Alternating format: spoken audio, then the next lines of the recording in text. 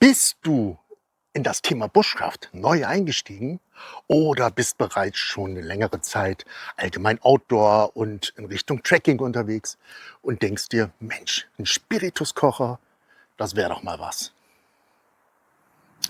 Und um dich zu informieren, googelst du, betreibst ein bisschen Recherche auf YouTube und so weiter und du wirst immer und immer wieder mit dem Trangia Sturmkocher konfrontiert. Er wird dir immer wieder empfohlen. Und du denkst dir, bam, das muss ja wohl der heilige Gral sein, oder? Ob das denn nun wirklich so ist, genau das möchte ich heute gemeinsam mit dir herausfinden. Denn ich habe da mal wirklich was Größeres für uns vorbereitet.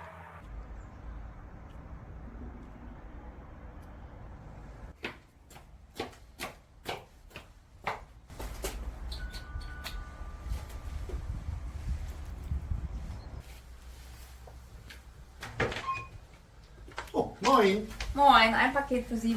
Super, danke. Danke auch. Schön, dass es so schnell geklappt hat. Ja, tschüss. Tschüss.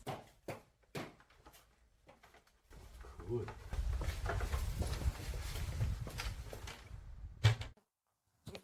Aloha, hi und ein herzliches Willkommen hier auf meinem kleinen rumpeligen Bushcraft- und Outdoor-Kanal Fiesebusch. Schön, dass du eingeschaltet hast. Ich freue mich wie immer sehr.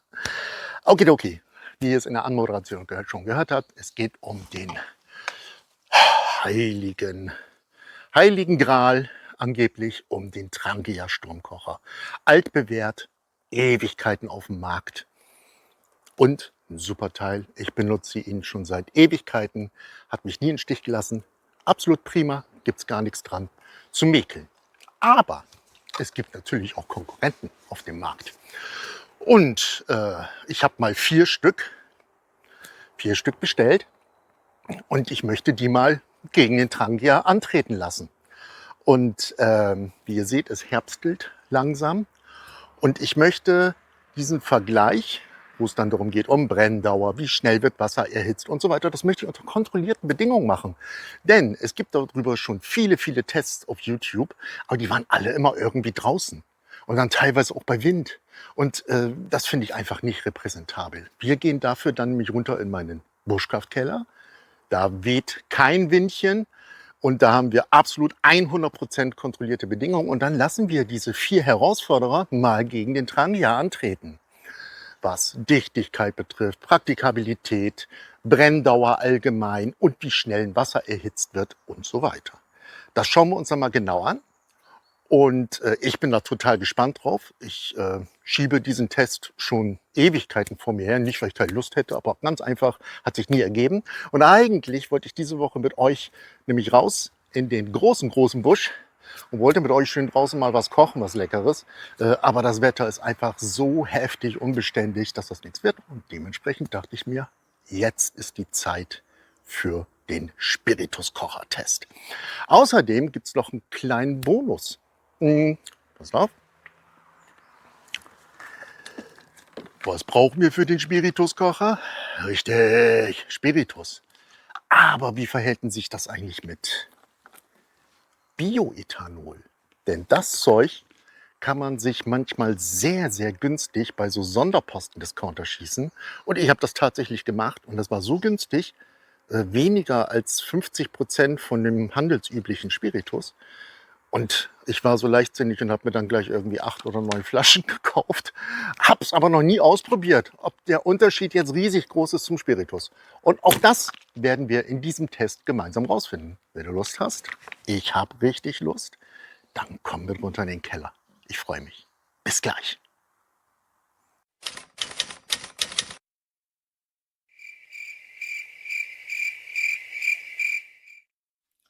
Okay, zack, da sind wir auch schon unten im Bushcraft-Keller. Schön, dass du mit runtergekommen bist. Fangen wir an. Erstmal kurz, natürlich, Ehre wem Ehre gebührt.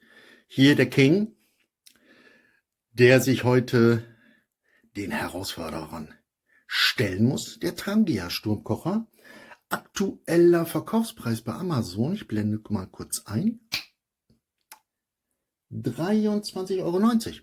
Okay, gut. Den stellen wir mal erstmal in diesen kleinen Kocher hier. Okay, jetzt machen wir natürlich hier um Gottes Willen kein großes emotionales Unboxing oder sowas. Das wird alles quick and dirty auseinandergerissen, denn ich werde die alle behalten denn ich sammle schon mal, Achtung, hört zu, ich sammle schon mal Giveaways für euch. Okay, auf wen ich mich hier wirklich freue und wo ich sehr gespannt bin, der Spiritusbrenner von Esbit. Gucken wir mal. So.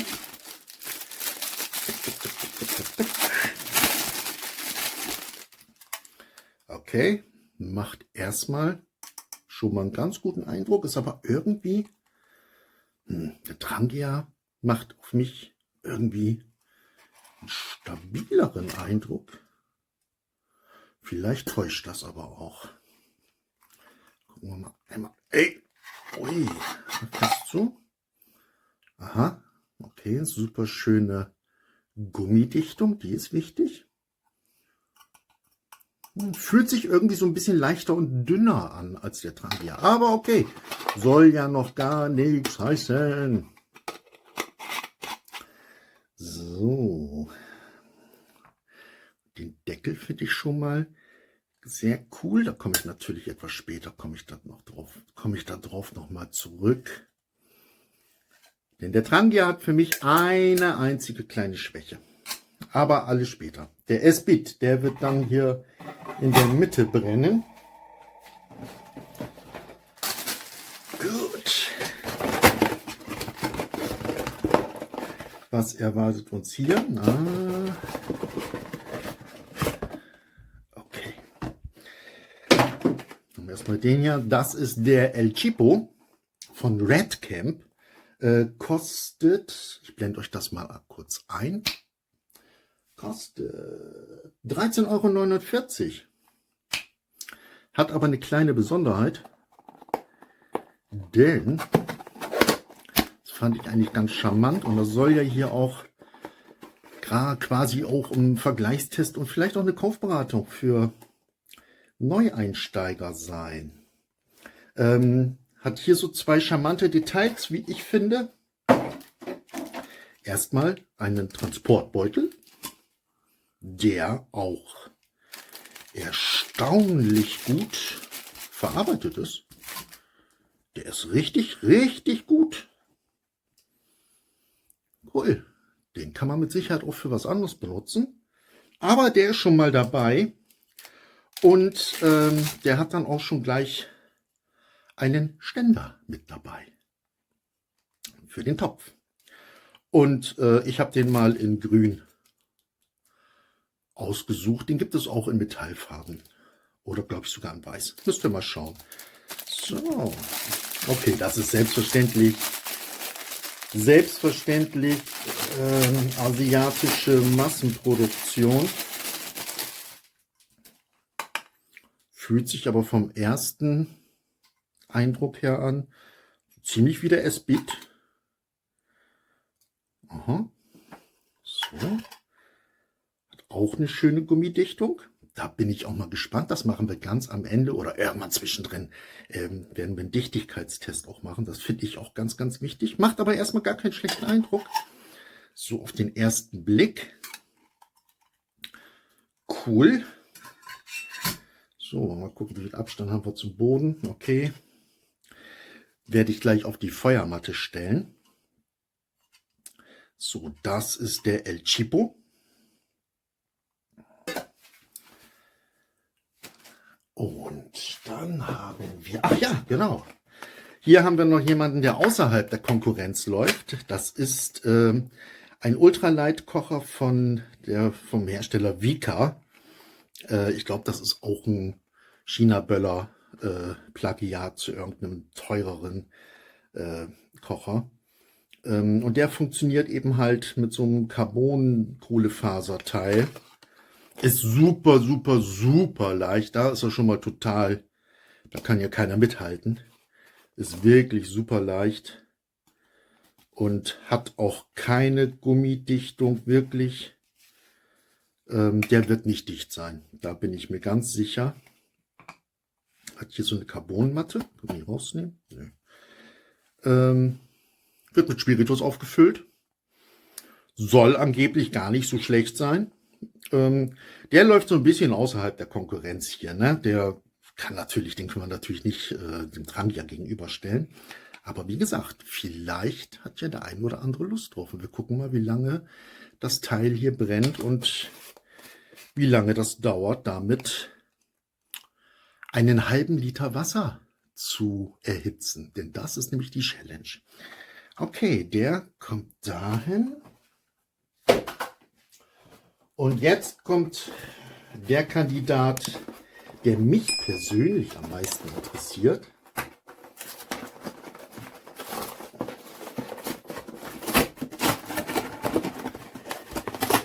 Der hat schon auch viele Lorbeeren geerntet. Der Tatonka. Der Tatonka Spiritusbrenner.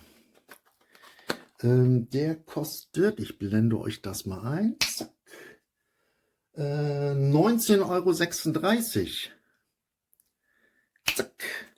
Und der ist dann quasi so jetzt mal wirklich die absolute direkte Konkurrenz zum Trangia. Und warum ich darauf so gespannt bin und weshalb der auch so gute Kritiken bekommt, der ist natürlich etwas größer als der Trangia und dementsprechend eine längere Brennleistung. Und das finde ich mal richtig cool, denn manchmal denke ich mir beim Trangia, hey, ein bisschen länger hättest du doch noch aushalten können. Und dann ist natürlich mal ein bisschen blöd, in einem heißen Kocher, den musst du dann abkühlen lassen und dann wieder Spiritus nachfüllen und dann wieder weiter kochen, köcheln, alles kein Ding, aber auch eine Gummidichtung. Okay. Hat natürlich nicht diesen Reduzierer, diesen Flammenreduzierer-Deckel, den aber ja in der Regel eigentlich sowieso fast niemand benutzt. Und damit ihr mal euch eine Vorstellung machen könnt, so, guckt mal, das ist der Unterschied. Da passt hier doch schon noch ein ganzer Schluck mehr Spiritus rein in den Tatonka. Und da bin ich drauf gespannt, wie lange der brennt. Der ist natürlich dann auch so ein bisschen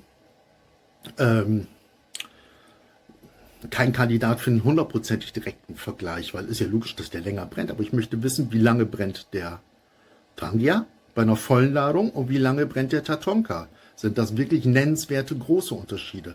Und wo ich natürlich die beiden gegenüberstellen will, ist, wer erhitzt schneller einen halben Liter Wasser. Weil da sieht man regelmäßig Unterschiede. Und da bin ich sehr gespannt drauf. Okay, also der läuft auch so ein ganz klein bisschen außerhalb der Konkurrenz. Gut, damit haben wir schon mal das. Und ganz, ganz wichtiger Hinweis, jetzt schon an dieser Stelle ganz früh, beim letzten Video ist das gut bei euch angekommen, dass ich manuelle Kapitel erfasst habe. Also auch das werde ich in diesem Video machen. Denn das wird wahrscheinlich auch wieder ein bisschen länger werden, auch wenn wir viel mit Zeitraffern arbeiten. Aber trotzdem werde ich das Video in Kapitel aufteilen. Die werde ich auch alle manuell eingeben bei YouTube, so dass ihr dann auch wirklich ganz gezielt durchskippen könnt zu den Teilen, die euch interessieren. Okay? Gut, ich bereite das hier mal so ein bisschen vor. Ich befülle jetzt alle Kocher mit Spiritus. Wir machen da auch keinen großen Alarm in Form von in jedem kommen exakt 100%, was weiß ich, 200 Milliliter Spiritus rein oder sowas. Die werden bis zur Kante, wie weit man sie auffüllen soll, werden die jetzt aufgefüllt. Und dann sehen wir uns gleich wieder. Gut, alle Kocher sind jetzt auf das empfohlene Maximum aufgefüllt. Alle identisch gleich, das müsst ihr mir mal einfach glauben. Noch einmal, Trangia, The King, Espit, Billy, Bello, Chipo, El Chipo, Tatonka mit der größeren Kapazität an Spiritus und hier dieser Vika Ultralight Spiritusbrenner mit dieser Kohlefasermatte, die einfach nur feucht gemacht wird, fand ich jetzt schon schwierig und möchte ich draußen im Feld gar nicht machen. Also der, uiuiuiuiui, na, ich bin mal gespannt, was das wird. So, wir werden die jetzt gleich entzünden. Los geht's. Test 1. Maximale Brenndauer. Wer brennt wohl am längsten? Habt ihr schon irgendeinen Tipp? Schreibt's mal schnell unten in die Kommentare. Im Prinzip, meine Vermutung ist, die drei, das wird spannend, weil sie alle baugleich sind. Das Original gegen die zwei Kopien. Der Trangia, der Tatonka, der muss am längsten brennen im Prinzip, weil er die größte Füllmenge hat. Und der dürfte zwar eine ziemlich hohe Flamme machen, aber ich glaube, der wird nicht so lang. Der wird als erstes ausgehen. Und das gucken wir uns jetzt an, ob das auch wirklich so passiert. Also, los geht's.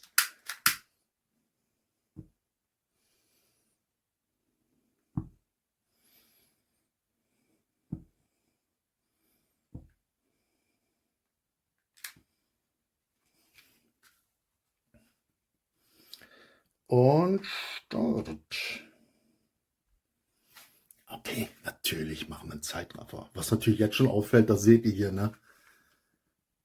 Er feuert hier natürlich gleich schon los, wie verrückt. So, meine Nahaufnahme. Wie ihr seht, bisher sind die, ich nenne sie immer diese Jet Boils, also das, was den Sturmkocher ja eigentlich ausmacht, die sind noch nicht gezündet. In der Mitte sind die auch noch nicht gezündet. Bei dem El Cheapo auch noch nicht und bei dem Tatonka auch noch nicht.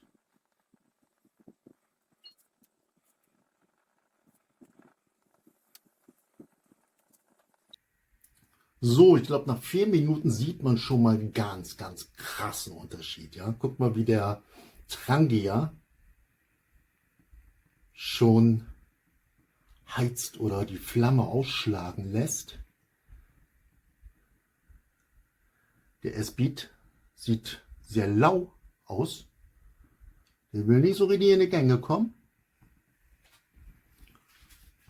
Und der El Cheapo genauso. Da sieht man noch nach wie vor nur so ein kleines Flämmlein. Was für ein Wort. Oh, so eine kleine Flamme nur vor sich hin lodern. Aber der Tatonka, der legt auch los. Auch wenn die Jets noch nicht gezündet sind. Gut. Und der hier, diese Vika, diese kleine Vika-Dose, die hat sich jetzt auch einbekommen. Macht jetzt immer eine schöne gleichmäßige Flamme. Am Anfang war sie sehr, sehr hoch. Ballert aber auch wirklich ordentlich Hitze. Mal gucken. Guckt mal so hier, auch jetzt in diesem Gesamtvergleich, wenn ihr euch das mal anguckt, dann seht ihr schon am Flammenbild, wer da richtig durchstarten will und wer nicht.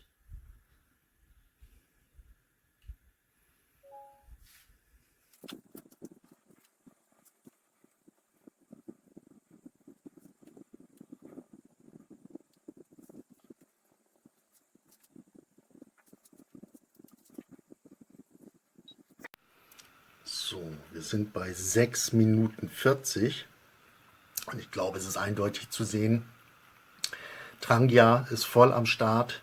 Ich sage nach wie vor, ich nenne sie diese kleinen Jetboils, die sind alle gezündet. Der verrichtet jetzt seine Arbeit, wofür er da ist.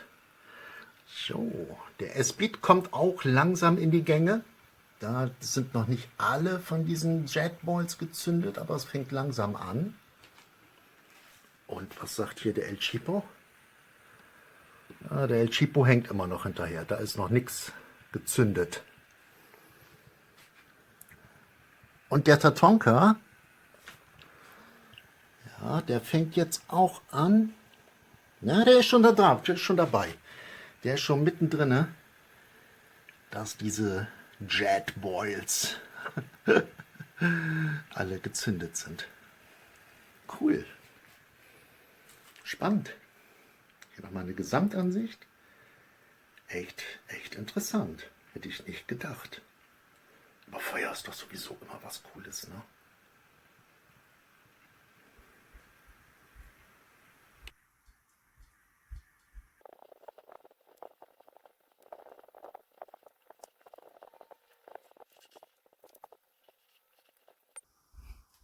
Gut, wir sind jetzt bei knapp gleich 16 Minuten.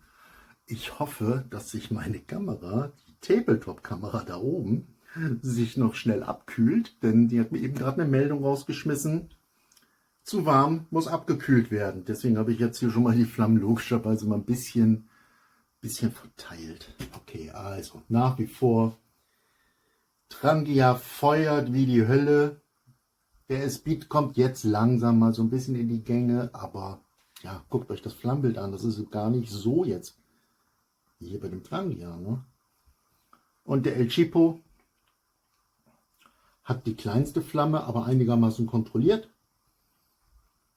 Der Tatonka hat auch eine kleinere Flamme, aber dafür ein total gleichmäßiges, kontinuierliches Flammenbild. Und der Vika, der brennt tatsächlich auch nach fast 17 Minuten immer noch. Okay. Das ist der Zwischenstand.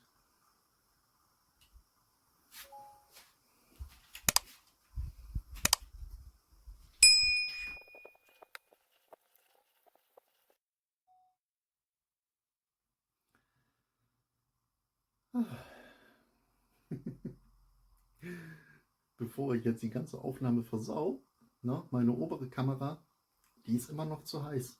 Also filme ich zum Glück mit dem Backup hier jetzt ein bisschen im Freestyle. Das wäre ja jetzt wirklich ein bisschen blöd, wenn das alles wieder von vorne nochmal beginnen muss. Ja gut, wir haben jetzt 27 Grad hier unten im Keller. Boah, und mir läuft das Wasser runter, also es ist echt heiß. Ich Dulli, da hätte ich ja auch mal drauf kommen können, ne? Naja.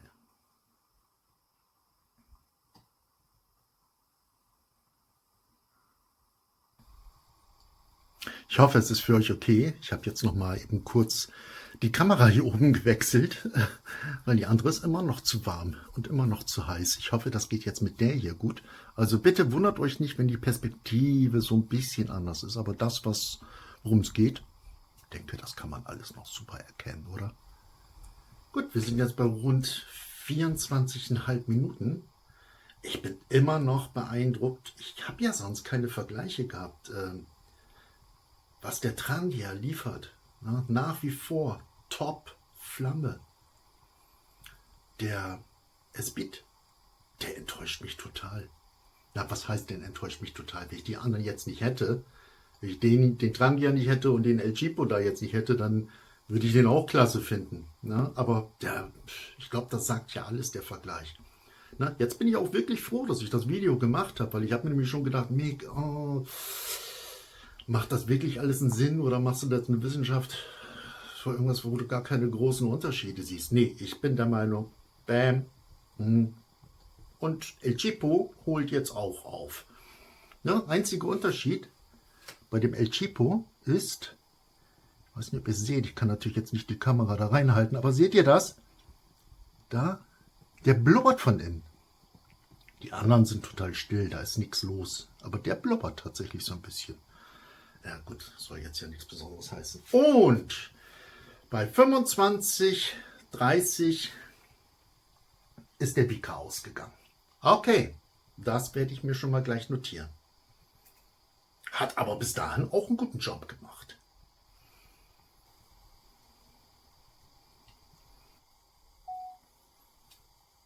Okay, wir kommen langsam zu den ersten Aussteigern.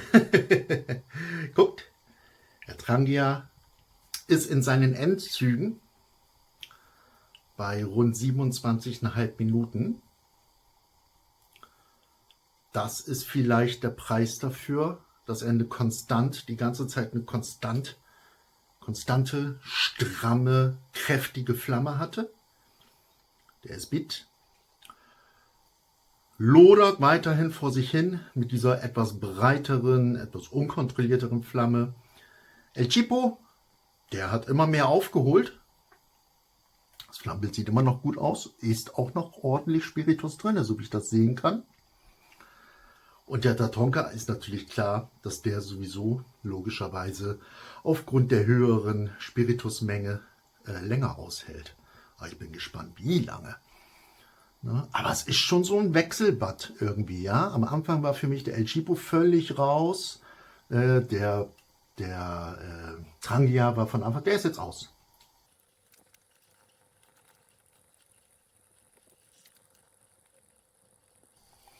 Gut, wir sind jetzt bei 30 Minuten. Nach wie vor, ich habe das Gefühl, dass bei dem S-Beat die Verbrennung nicht so hundertprozentig sauber ist. Ja, ihr seht schon immer nach wie vor eine total breite, ungleichmäßige Flamme. Aber mein Gott, wenn da oben Topf drauf steht, der wird auch heiß. Ich wiederhole mich, El Chipo sieht super aus, nach wie vor.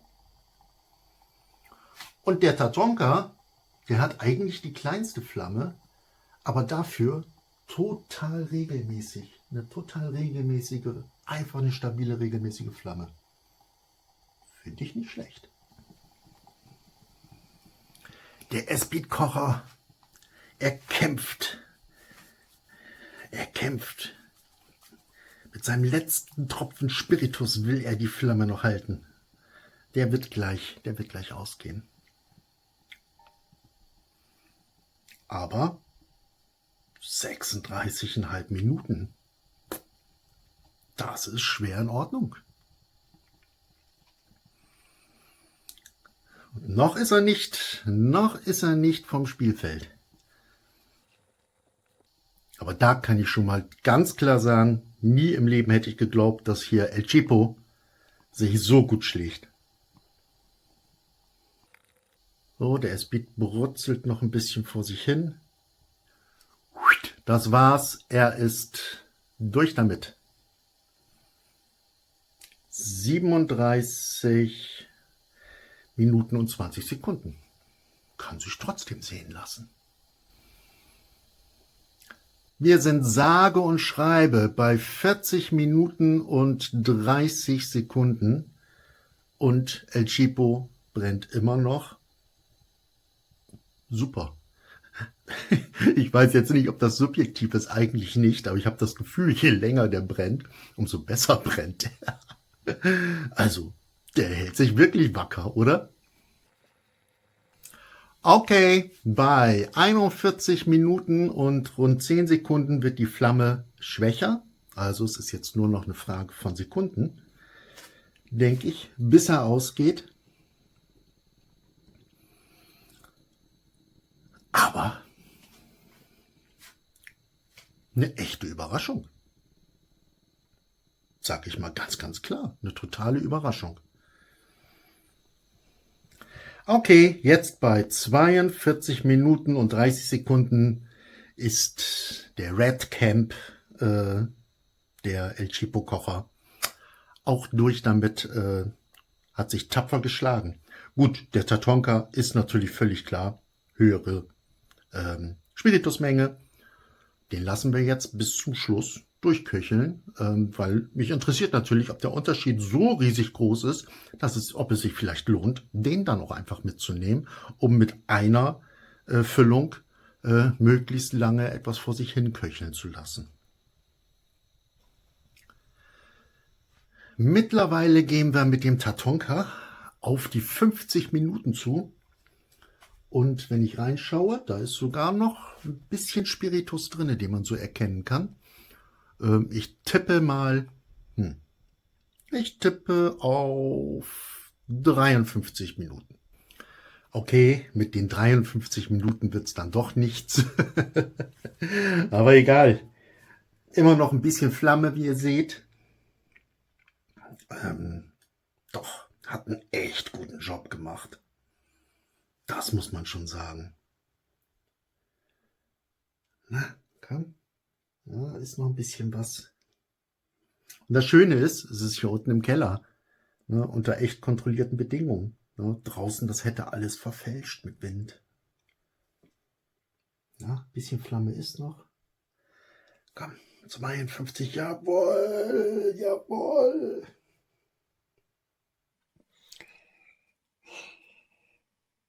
Na, hey, doch noch was. Also immer schön vorsichtig sein. Da ist immer noch ein bisschen Flamme.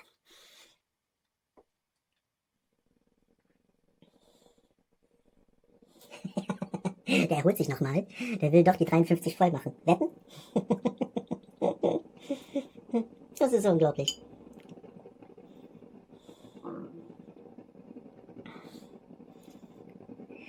Hört ihr das Blubbern? Er kämpft um die 53 Minuten, der hat nicht gehört. Ein letztes Aufbäumen.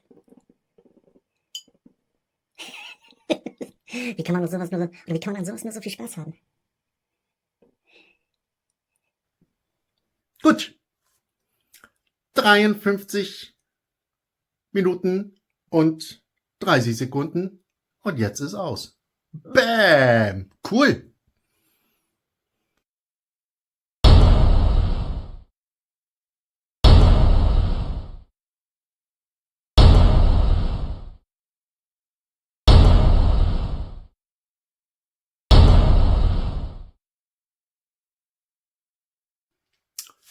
Kommen wir nun zum ersten wirklichen richtigen Praxistest. Denn nur weil ein Kocher länger brennt als ein anderer, davon können wir uns jetzt ja erstmal gar nichts kaufen. Oder nur weil bei dem einen die Flamme schöner ist. Oder. Jetzt geht's darum, einen halben Liter kaltes Wasser zu erhitzen. So wie wir es auch draußen machen würden, mit einem Deckel drauf, einfach damit es energieeffizienter wird. Und es soll natürlich wieder vorlegen der Trangia, der König quasi. Der soll vorlegen, hatte das beste Flammenbild und hatte auch das Gefühl vermittelt, dass der richtig powert. So, und der soll jetzt mal die Zeit vorgeben. Und dazu kippen wir genau exakt abgemessen einen halben Liter Wasser. Okay, Feuer frei.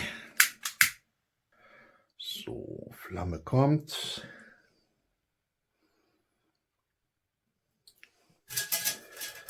Topf drauf. Und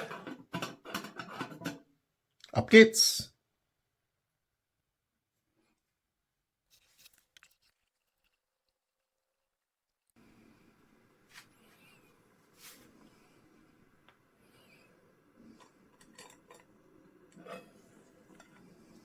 Okay. Fängt schon leicht an zu dampfen. Aber wir wollen das richtig sprudelnd haben. Die kalte Jahreszeit kommt doch jetzt erst. Und da gibt es doch nichts Schöneres als eine richtig heiße Suppe oder einen schönen Eintopf. Ah, herrlich.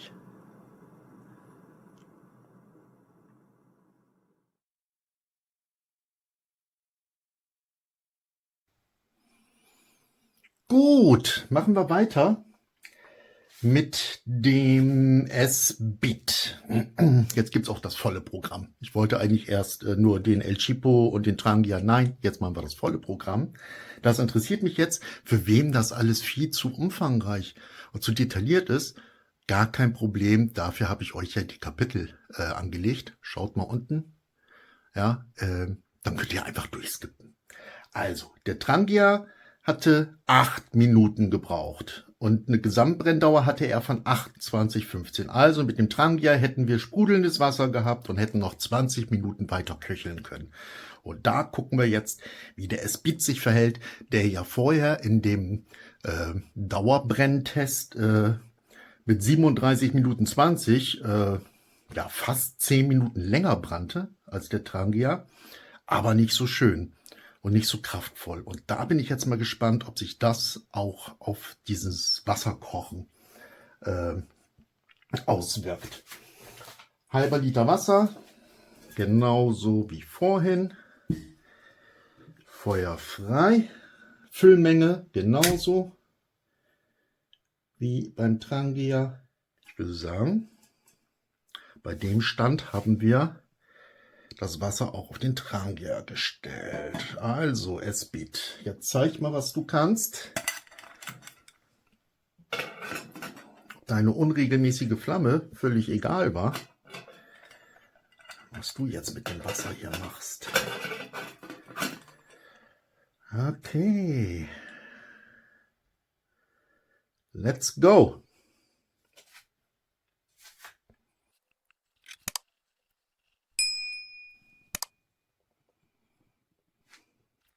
Ja, der hat noch nicht gezündet. Also diese Jet Boils, ja, die haben noch nicht gezündet. Das dauert bei dem tatsächlich einen Tacken länger. Wir haben jetzt 8 Minuten 20 Sekunden auf der Uhr. Gucken wir rein. Ja, es dampft schon. Aber hier sprudelte das Wasser beim Trangia schon eine halbe Minute. Okay, wir warten ab. Jetzt hat der Turbo gezündet. Hört ihr das? Ich bin mal ganz ruhig.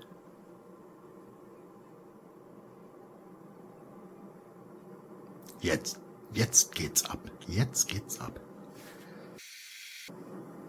So, und ich sehe, Dampf tritt aus. Ja, sprudelt trotzdem noch nicht. Ah. Go, go, go, go, go, go, go.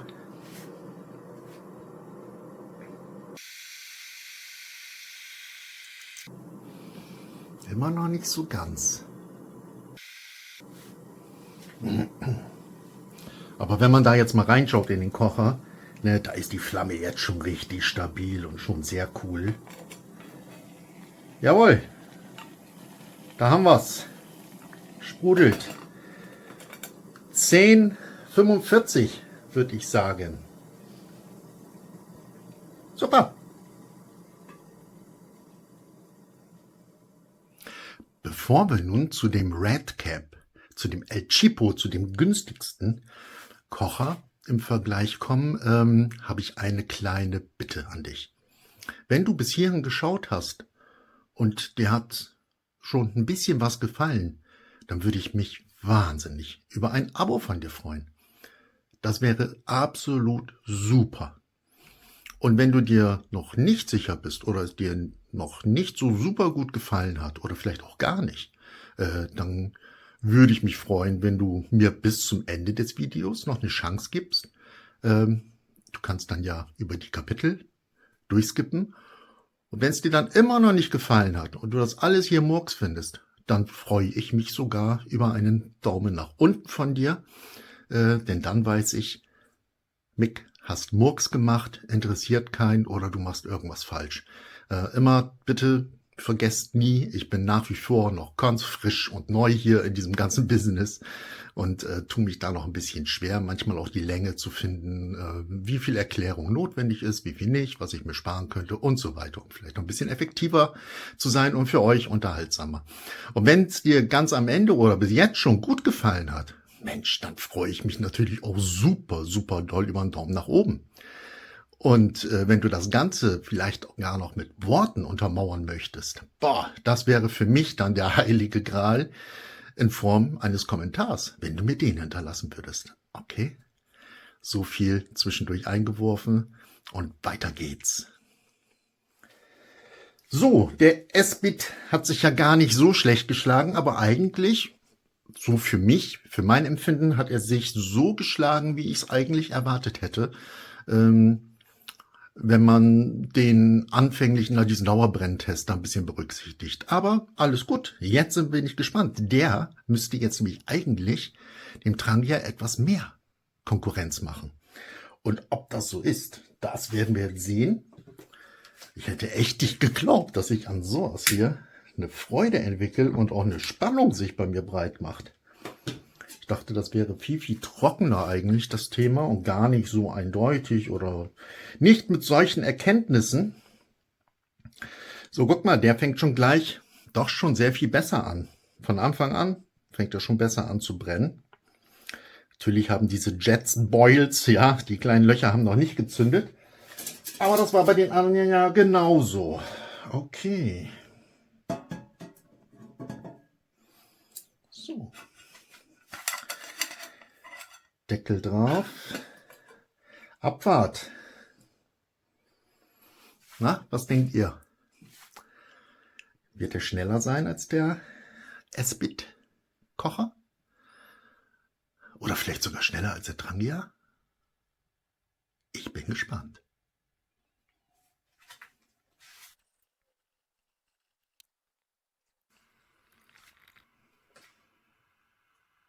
Gucken wir mal rein.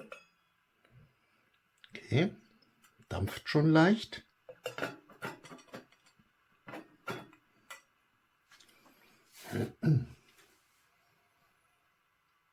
Die Flamme sieht wirklich gut aus. Wer weiß, vielleicht, ich habe keine Ahnung, ich bin hier nicht der Spirituskocher-Sachverständige. Kann das vielleicht sogar sein, dass die sich erst ein bisschen einbrennen müssen oder erst nach dem zweiten oder dritten Mal ihre volle Leistung entfalten? Kann das vielleicht einer von euch sagen? Habt ihr Erfahrung damit gemacht? Schreibt es mal fix in die Kommentare. Interessiert mich sehr. So, jetzt musste ich die Aufnahme nochmal schnell anmachen. Hört mal ganz genau hin.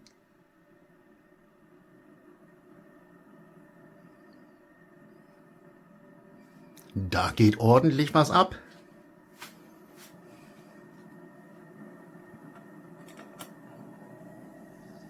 Okay. Aber es kocht noch nicht.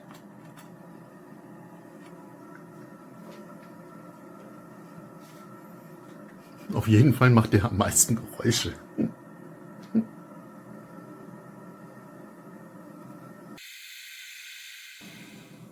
Wir sind jetzt bei den magischen, genau bei den magischen 8 Minuten, wo das Wasser beim Trangia sprudelte. Und,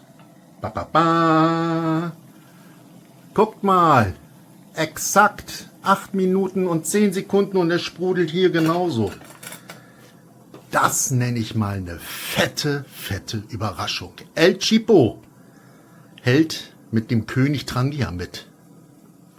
Und auch hier haben wir wieder diesen schönen Deckel mit dieser Klammer, die sich umlegen lässt, womit man dann auch noch mal... Nee, hier lässt sich das gar nicht verstellen, dass man die Flamme regulieren kann. Das lässt sich hier überhaupt nicht verstellen. Okay, das ist leider Gottes mal wieder ein Nachteil. Irgendwas ist ja immer, ne? Trotzdem, tolles Ergebnis. Okay, nachdem der Red Camp El Chipo nun wirklich so super gut geschlagen hat, kommen wir abschließend zum Tatonka. Und da gibt es mir schon mal gleich ein kleines Mini-Problem. Ach, was heißt Problem? Ihr seht hier in dieser auch eine El Chipo Bushbox, aber ihr seht, die ist schon reichlich benutzt. Ich bin auch zufrieden damit, habe aber schon was anderes. Aber egal, darum geht es jetzt gar nicht. Könnt ihr euch drauf freuen. Kommt ein richtig cooles Review und Unboxing. Andere Baustelle. Hier ist ja dieser Kreis ausgespart, wo der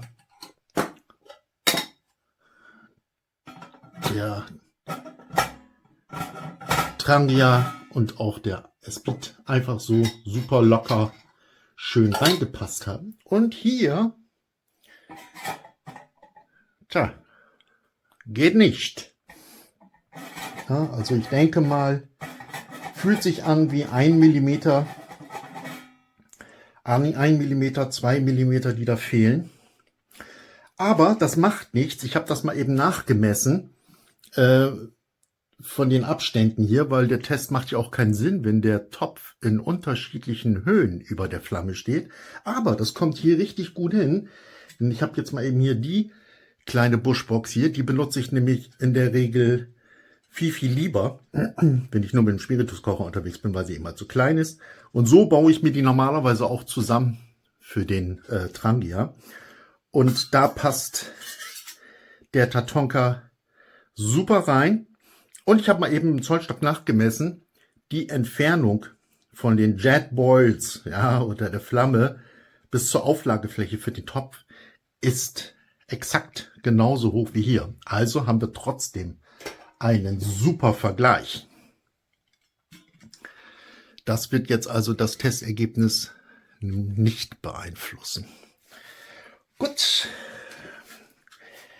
los geht's. Jetzt bin ich bin die ganze Zeit gespannt. Und der Tatonka ist ja eigentlich der, auf den ich mich am meisten gefreut habe, wegen der größeren Spirituskapazität. Und der brannte ja auch wirklich sehr, sehr lange. Okay, wie ihr seht, auch hier habe ich Spiritus ein bisschen mehr reingetan, so dass die Jet Boils noch nicht gleich von Anfang an zünden. Flamme ist auch schon da. Halbe Liter Wasser, wie immer. Druff.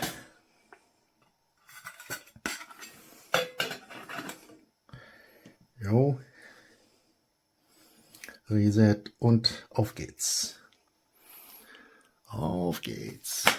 Go, go, go, go, go, go, go, go, go. Macht tatsächlich Spaß. Hätte ich nicht gedacht, dass das so viel Spaß macht.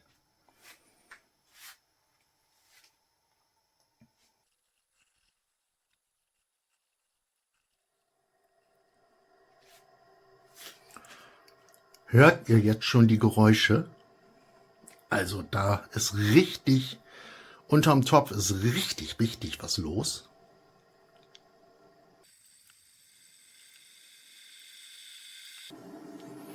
Ich glaube, wir steuern auf einen Rekord zu. Habe ich das Gefühl.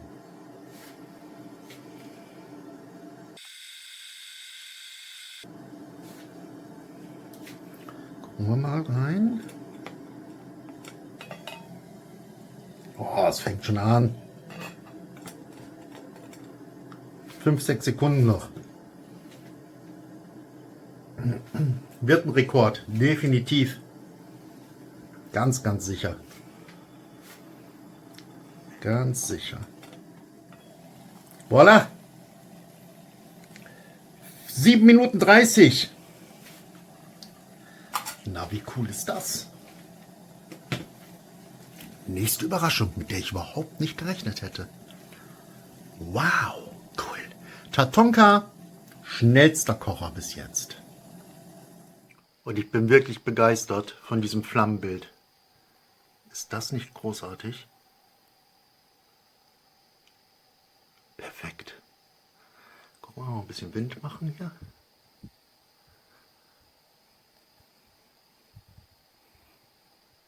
Sehr cool.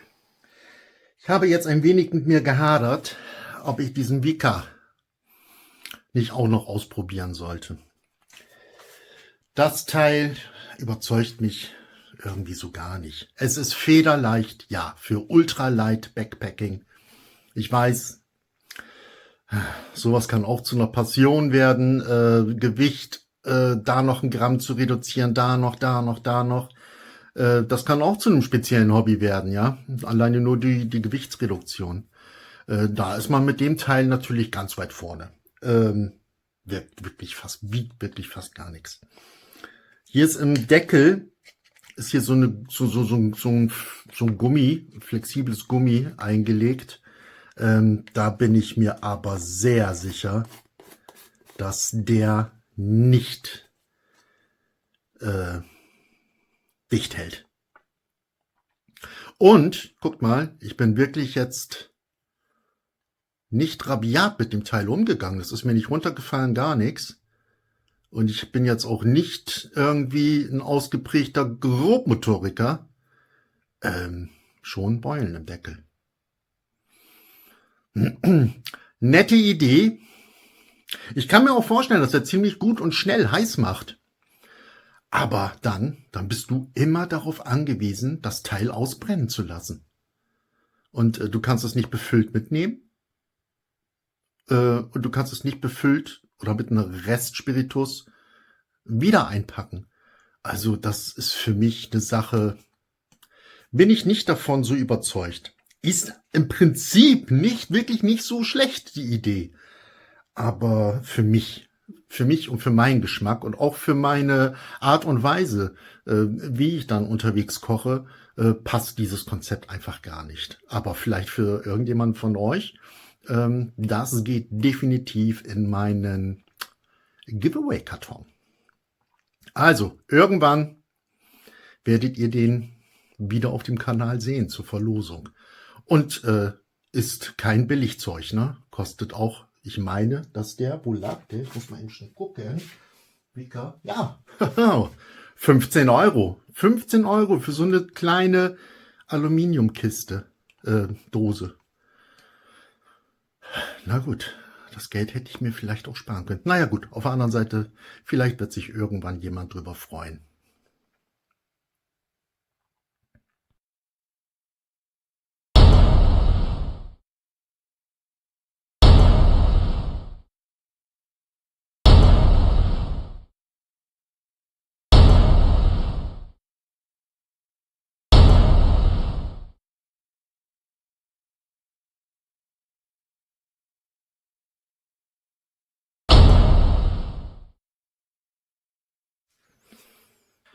Jo, der letzte Test, Brenndauer. Als kurzen Reminder sozusagen, ja. Der Trangia mit Spiritusfüllung hat er durchgehalten 28 Minuten 15 Sekunden. Top-Wert, würde ich sagen. Der Tatonka, der war aufgrund seiner größeren Füllmenge logischerweise länger am Start, aber das sehr, sehr, sehr, sehr deutlich, nämlich mit 53 Minuten und 30 Sekunden. Wie gesagt, mit Spiritus. Und da gucken wir jetzt mal, wie verhält sich das mit Bioethanol. Selbstverständlich gibt es Zeitraffer, gar keine Frage. Natürlich. Goodie. König Trangia ist entzündet. Herausforderer Tatonka auch.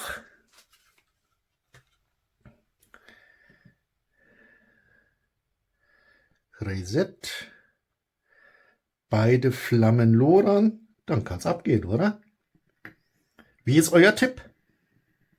Drückt mal auf Pause und schreibt es in die Kommentare. Ich wäre sehr gespannt. Wie ist euer Tipp?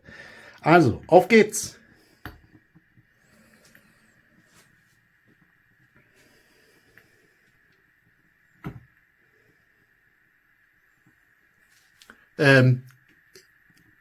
Ihr wart jetzt live dabei, live in Anführungsstrichen.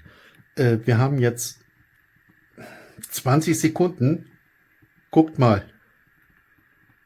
Ja, und beide Kocher waren leicht überfüllt. Ne? Leicht überfüllt, damit meine ich, um jetzt hier mal den SB zu nehmen, ja, die maximale Füllmenge soll im Prinzip nie diese Kante überschreiten. Und ich fülle leicht drüber. Ich sag's mal so, 5 mm ungefähr.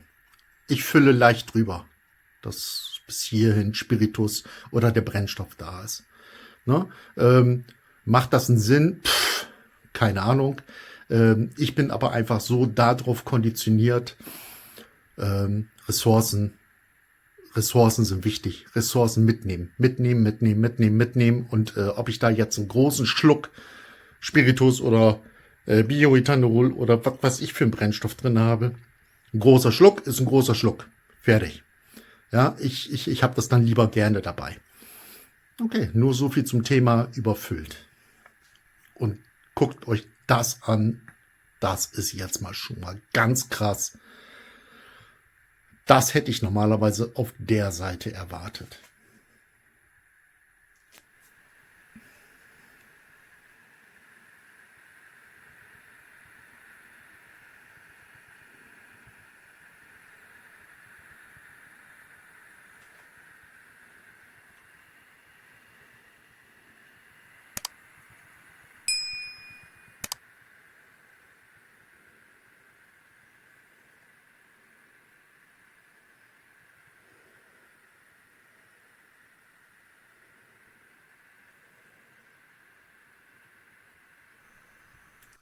Also bisher, ja, was willst du sagen? Ne? Die brennen vor sich hin.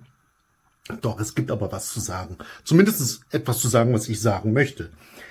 Der Trangia, ihr wisst hoffentlich, ich liebe diesen Kocher. Da gibt's nichts, da gibt's kein Gedissel oder Infragestellen oder sonst irgendwas. Aber guckt euch mal die Flamme an und guckt euch die Flamme an. Und die Flamme hat der Trangia mit Spiritus gemacht. Der kommt mit Bioethanol, glaube ich, nicht so cool zurecht. Der Tatonka, und das in Rekordzeit, schon nach einer halben Minute, stramme, fette, kraftvolle Flamme. Und er hier, also der Trangia, sieht eher so ein bisschen aus wie, wenn ihr euch an den Brenntest erinnert, nochmal zurückskippen. Der sieht eher aus so wie der S-Beat. Ne? Aber mal gucken. Wer weiß, vielleicht ändert sich da noch was. Wisst ihr so, jetzt beim Zuschauen ist mir noch was anderes oder ein anderer Gedanke gekommen. Es kann natürlich auch durchaus sein, dass der Tatonka am Ende vielleicht gar nicht die 53 Minuten 30 erreicht und deutlich abfällt, weil er von Anfang an so viel powert. Ne, nochmal ganz kurz, ne, Trangia 28,15, Gesamtdauer Tatonka 53,30 und das gucken wir mal.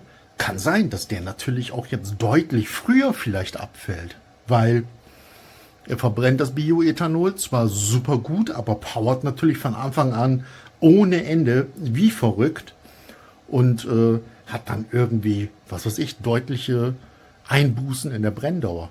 Wer weiß, kann sein. So, schaut mal, wir sind jetzt bei 13 Minuten 35. Das Flammenbild hat sich nach wie vor nicht geändert. Der Tatonka powert wie verrückt. Der Trangia ist sehr unruhig. So wie beim ersten Test der S-Beat-Kocher. Ich mache jetzt mal ganz leichten Wind. Guckt mal. Seht ihr, auf welche Flamme das eine Auswirkung hat und auf welche nicht? Ja.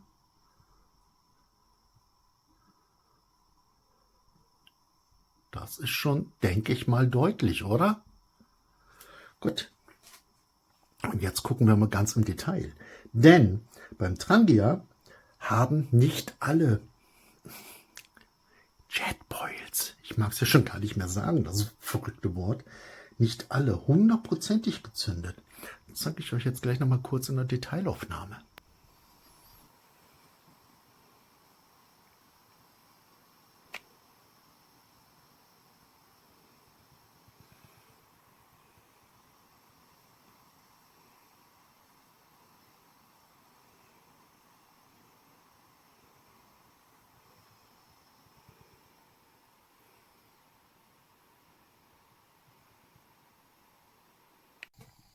Okay, wir sind bei 27 Minuten. Jetzt sollte oder dürfte, vielleicht auch nicht, ja, der Trangia so langsam aber sicher in seine Endzüge kommen, wenn wir den Vergleich zum Spiritus ziehen.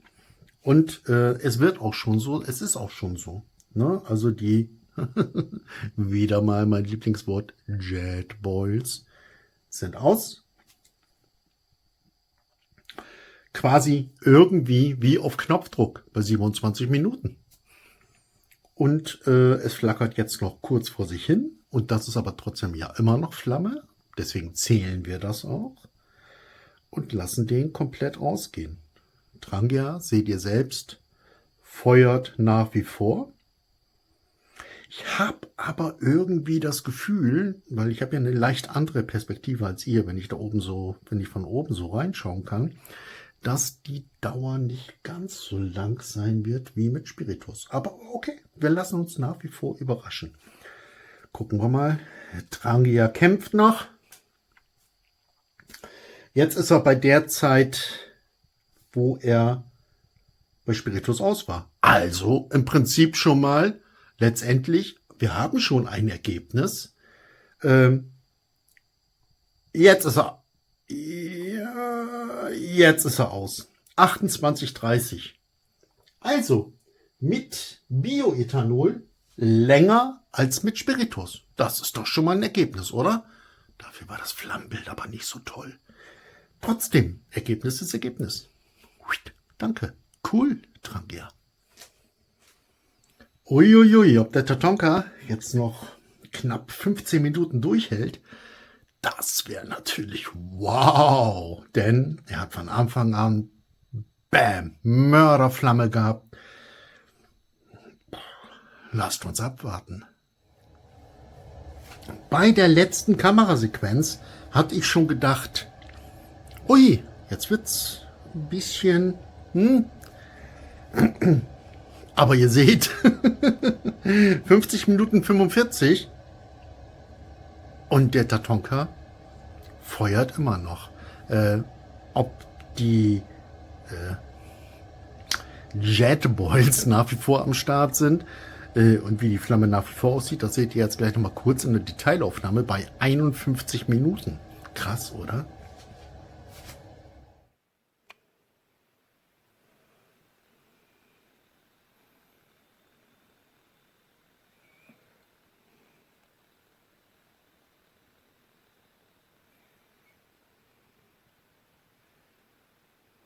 Jo. Er hat tatsächlich seinen eigenen Rekord noch einmal überboten. 53,30 mit Spiritus, 53,50 mit Bioethanol. Und jetzt wird die Flamme langsam kleiner. Ne, das seht ihr auch in der Draufsicht. Da muss ich jetzt nicht nochmal Detail reinhalten. Ihr seht, die Flamme wird kleiner. Ne, aber, hallo? Verrückt. Verrückt. Die Flamme ist immer noch da. Ja. Eigentlich Quatsch, dass wir das bis zum Ende filmen, weil das Ergebnis spricht ja völlig für sich. Aber trotzdem, noch ist Flamme da. Und das haben wir dem Trangia auch zugestanden. An Gesamtzeit haben wir das dem auch zugestanden. Und das soll der Tatonka dann natürlich auch bekommen. Zumal er sich ja auch einmal zwischendurch nochmal erholt hat. Ne? Aber auch hier, er will nicht aufgeben. Seht ihr das? Kommt wieder so ein bisschen Flamme. Er will nicht aufgeben. Es blubbert jetzt auch. Hört ihr?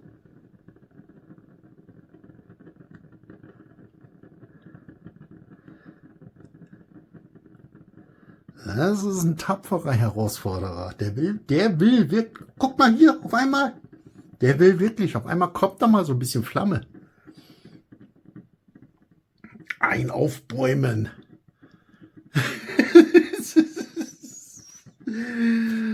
Ich kann immer nur wieder sagen, was mache ich hier? Ich hoffe, dass ich irgendwie so 2 oder 3 Leute erreiche, damit die das wirklich interessiert. Komm.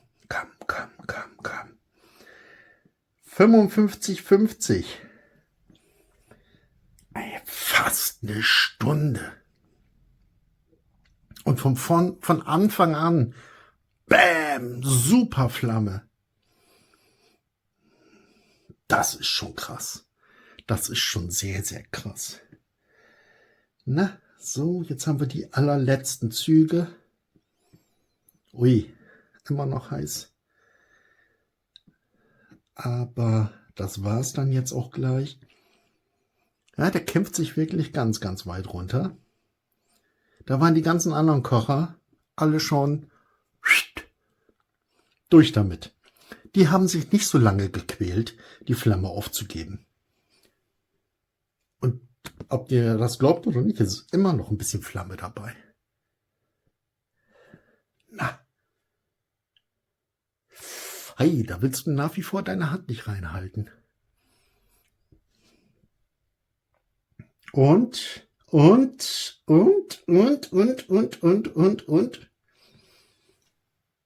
Das war's jetzt. Jetzt ist. Hey, Punktlandung. 57 Minuten. Unfassbar. Unfassbar geil.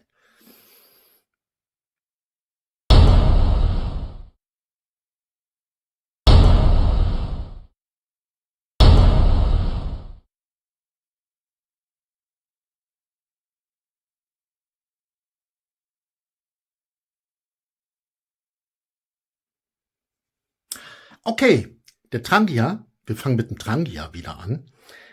Ganz leicht überfüllt und den schmeißen wir jetzt an. Und sobald so ein bisschen Flamme da ist, es werden auch diese Jet Boils, nach wie vor nenne ich sie so, natürlich noch nicht zünden. Aber wir machen das genauso dann auch mit dem Tatonka. Und jetzt gucken wir mal, wie lange das dauert. Also, entzünden. Okay. Da kann ich schon mal sagen, genauso zündfreudig wie Spiritus. Also schön aufpassen. So, kommt ein bisschen Flamme. Wir warten, dass so ein bisschen Flamme da ist. Ja, ja, ja. Okay. Jawohl. Und rauf damit.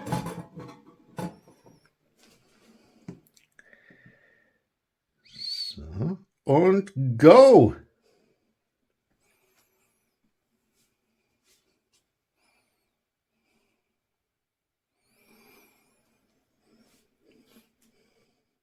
So, schauen wir mal nach 2,5 Minuten. Mal rein. Okay. Die Vergaserverbrennung hat noch nicht stattgefunden. Stichwort Jetboils. Ich muss mich immer wieder totlachen bei dem Wort. Ja, aber okay. Wir gucken weiter. Na siehst du, kaum drüber gesprochen. Jetzt sind wir bei 3,14. Ich höre schon vom Geräusch her dieses ganz leichte, dieses leichte Zischen. Zack. Da seht ihr, es sind noch nicht alle Punkte zünden, aber doch, na, 3/4, sag ich jetzt mal. Na, jetzt geht's dann doch ab. Und in der Zeit, wo wir alle gespannt auf den Zeitraffer schauen, nochmal eben schnell die Hausmarke Trangia Wasser waren genau 8 Minuten, 8 Minuten 5, sowas den Dreh. Na, okay, wir haben jetzt die Hälfte quasi, also ich bin mal gespannt, ob in 4 Minuten auch hier das Wasser sprudelt. So, bei rund 6 Minuten 45 kann ich euch sagen, es geht auf jeden Fall schon mal, wenn man reinguckt hier, da geht schon der Punk ab. Ne, aber trotzdem ist das jetzt für mein Empfinden nicht so diese wahnsinnig starke, gleichmäßige Flamme wie bei Spiritusbrennstoff. Ne, aber okay, wir sind ja auch erst bei 7 Minuten. Schauen wir weiter. Okay, ob ich es nun will oder nicht, ich muss die Spiritus-Brenndauermarke einfach mal zugrunde legen. Und wir sind jetzt bei 8,5. Da hat es dann schon gesprudelt beim Spiritus. Und hier dampft es schon deutlich. Aber hört mal.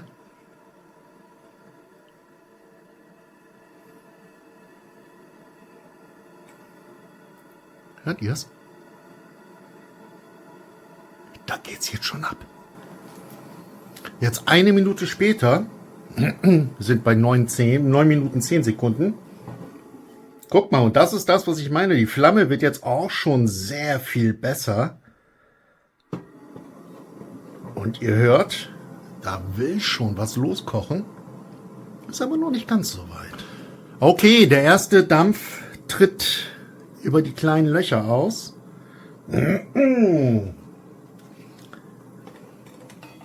Jawohl, es sprudelt. 9 Minuten 50. Wir können 9,45 sagen. Alles klar. Spiritus war 1,5 Minuten schneller. Trotzdem krasses, gutes Ergebnis, würde ich sagen, oder?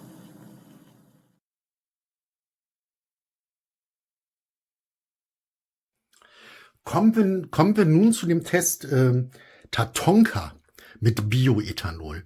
Und eins noch mal ganz kurz, wir machen diesen Test jetzt nicht mit dem S-Beat und mit diesem Red Camp und schon mal gar nicht mit dem Vika, sondern einfach nur mit den beiden Kochern, die sehr stabil sind. Und es geht ja auch immer um den Trangia, um den König Trangia, an dem sich alle messen sollen. Und der Tatonka, Der hat ja nun wahnsinnig überzeugt mit Spiritus, auch bei der Challenge 500 Milliliter Wasser sprudeln kochen. Da war er mit 7 Minuten 30 sogar noch eine halbe Minute schneller als der König Trangia. Und die Brenndauer natürlich sowieso wegen der größeren Füllmenge.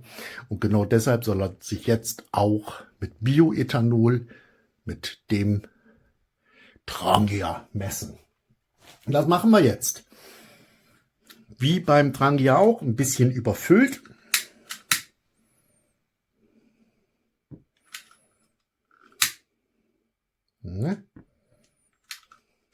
Okay. Komm, Flamme.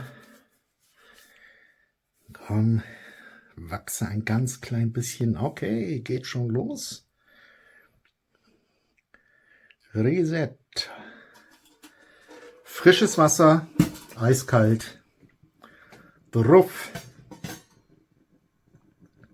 Abfahrt. Wow, alleine nur von der Geräuschentwicklung kann ich euch schon mal eins sagen. Guckt mal hier mit Bioethanol. Na, und habt ihr die Bilder von eben noch im Kopf? Mit dem Trangia, der Tatonka zündet sofort. Schon nach einer halben Minute. Alle Jetboils sind schon am Start. Und stabile, stramme Flamme. Wow. Und das mit Bioethanol. Hui, hui, hui, hui. Ich hätte nie geglaubt, dass das solche Unterschiede macht. Es ist wirklich unfassbar, wie der Tatonka abgeht. Guckt euch das an. Es ist mörderkrass, oder? Mit Bioethanol hat der die Flamme wie der Trangia mit dem Spiritus. Und das nach super schneller Zeit. Ich glaube, jetzt gibt es eine dicke, fette Überraschung. Bei 6,50. Okay. Dampft immer noch. Aber hört ihr schon?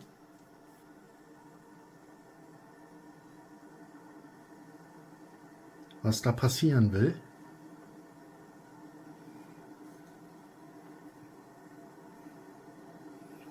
Noch einmal kurz. Tatonka mit Spiritus. 7 Minuten 30. Bis es sprudelte. Und die 7 Minuten 30 haben wir gleich erreicht.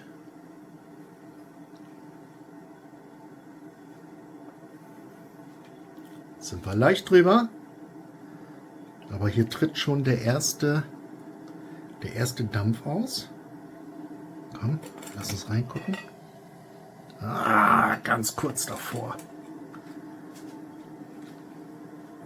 Ich tippe spätestens bei 8 Minuten 10 wird es sprudeln. Tippe ich drauf. Go, go, go, go, go. 10. Reingucken. Ich habe mich um ein paar Sekunden vertan. Ich sage bei 8,25. Was mache ich hier nur für einen Quatsch? Jawohl, da haben wir's. 8,25. Krass. Sehr gut. Gut gemacht, Tatonka. Sehr gut gemacht. Und das mit Bioethanol.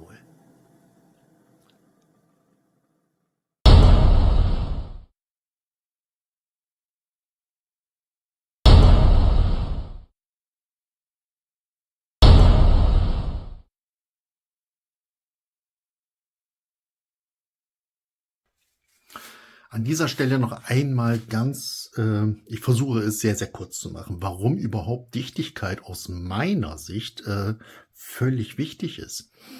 Erstmal bin ich darauf konditioniert, ressourcensparend zu arbeiten. Also das heißt, dass meine Ressourcen maximal ausgenutzt werden. Und die Ressource hier in diesem Fall ist einfach Spiritus oder jetzt seit neuestem, nach diesem Test, für mich persönlich definitiv eine Option, Bioethanol, egal, Brennstoff. Das ist einfach wichtig. Und das ist so ein kleines Fläschchen. Ich weigere mich, diese dicken, fetten Halbliter oder 0,75 Trangia Behälter mir anzuschaffen. Erstmal sehr, sehr teuer und sehe ich nicht so den Sinn drin. Ne? Mit diesem Teil voll befüllt, ich weiß es nicht, wie viel Milliliter da drin sind. Mit diesem Teil dicht befüllt plus eine komplette Trangia-Ladung, die ich dann auch mit in den Busch nehme, komme ich super lange hin. Da kann ich mir richtig viel Kaffee kochen, kann richtig viel Essen machen, alles cool. Also dementsprechend, ich möchte einfach hier auch einen Spiritus in dem Kocher auch schon direkt befüllt mitnehmen können. Und jetzt kann man natürlich sagen, ja, mein Gott, dann füllt es ihm halt im Wald auf. Ja, klar, jeder hat seine Philosophie, kann man machen, gar keine Frage, verurteile ich auch nicht. So, was ist denn aber, wenn ihr dann den Kocher habt und der ist nicht on point nach eurer Suppe oder sonst irgendwas, ist der nicht on point leer? Was macht ihr denn dann? Ja, es wäre ja ein totaler Unsinn und nicht nur umweltschädlich, sondern auch gefährlich, den Restspiritus wegzukippen oder geschweige denn umzukippen in ein anderes Behältnis und so weiter. Das ist doch alles völliger Unsinn. Also, genauso wenig Sinn macht es, immer nur ein bisschen Spiritus nachzufüllen, zu kochen und wenn dann eben halt, ist ausgegangen, aber die Suppe ist noch nicht richtig heiß, jetzt fülle ich noch mal ein bisschen was nach. Nee, ihr habt Wartezeit, weil sich das Zeug wirklich wahnsinnig erhitzt und Spiritus oder auch Bioethanol, hochentzündlicher Brennstoff, also macht alles keinen Sinn. Deswegen ist aus meiner Sicht ganz, ganz wichtig, dass diese Dinger dicht sind. Ja, so kann ich reinfüllen, anmachen, was überbleibt, zudecken, zuschrauben, rein wieder in den Zunderbeutel oder in meine Tasche. Weiter geht's und beim nächsten Mal ein bisschen auffüllen und wieder Vollgas. Okay. Fangen wir mal an mit dem Trangia und dann geht's weiter zu den anderen Herausforderern. Kommen wir nun zum letzten und aus meiner Sicht sehr, sehr, sehr, sehr wichtigen Test, nämlich dem Dichtigkeitstest. Und wir fangen an mit dem, King Trangia, der Deckel mit der Flammenreduzierung. So, und ich habe alle Kocher schon mal befüllt, ne? So wie ihr es hoffentlich seht. Und bevor wir damit anfangen, eine ganz, ganz wichtiger Appell. Wenn ihr euch einen Spirituskocher kauft, macht bitte nicht den Fehler, wenn er brennt und er brennt und er brennt und ihr seid fertig mit eurem Essen und wollt noch ein bisschen Petroleum sparen, also den Kocher ausmachen, dann macht bitte nicht den riesengroßen Fehler, diesen Deckel dann einfach drauf zu legen. Denn der ist wirklich heiß. Ohne Mist, glaubt's mir, der ist wirklich sehr heiß. Und logischerweise wird die Hitze über diesen Deckel transportiert und greift dann die Gummidichtung an. Und damit könnt ihr die Dichtigkeit eures Kochers komplett vergessen. Und ich will daraus jetzt auch keine große Wissenschaft machen. Nur ganz, ganz schneller Side-Fact oder so ein kleiner Bonustipp. Lederscheidenpflege. Ja, also ich nehme das so ganz normales, was ist das? Universal Lederbalsam. Ja, da ist ganz viel Bienenwachs drinne. Ja, riecht total schön, ist sehr, sehr angenehm. Und das nehme ich eben halt einfach und schmiere dann einfach die Gummidichtung immer mal wieder zwischendurch mit so ein bisschen von diesem Zeug ein. Wenn ihr sowas nicht habt, weil ihr vielleicht einfach gar keine Lederscheiden habt vielleicht,